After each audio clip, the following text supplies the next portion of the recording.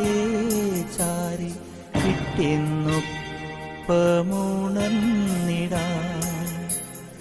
കരയുന്നോ നിങ്ങൾ ഇന്ത്യനായി ഞാനൻ സ്വന്ത ദേശത്ത് പോകുമ്പോൾ? കഴിയുന്നു യാത്ര ഇത്ര നാൾ കാത്ത ഭവനത്തിൽ ഞാനും ചെന്നിതാ. പോകുന്നേ ഞാനും എൻ ഗൃഹം തേടി ദൈവത്തോടു തുറന്നിടാൻ.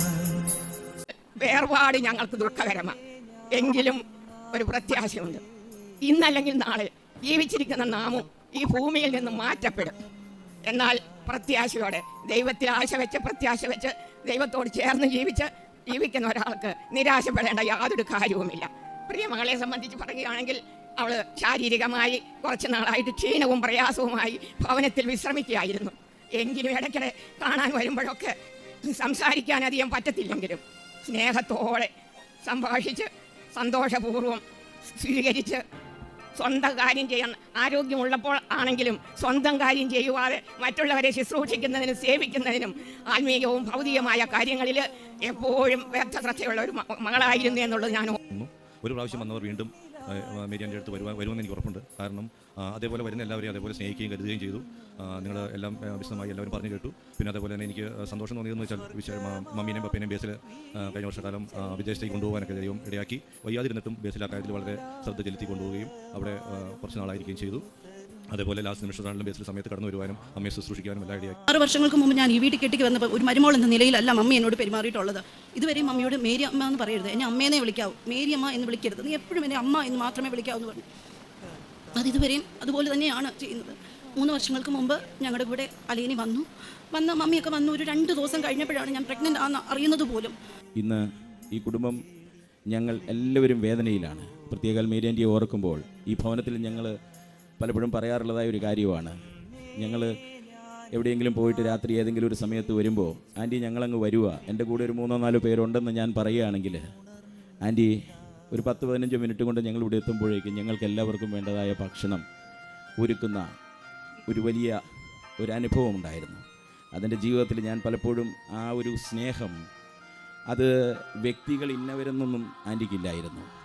അത് താഴ്ന്നവരാണേലും കൂടിയവരാണേലും കുറഞ്ഞവരാണേലും എല്ലാവരോടും ഒരേ മനസ്സോടെ ആ വീട്ടിൽ കൈക്കൊള്ളുന്നതായ ആ ഹൃദയത്തിലെ ആ ഒരു സ്നേഹം ഞങ്ങളെല്ലാവരും അനുഭവിച്ചിട്ടുണ്ട്.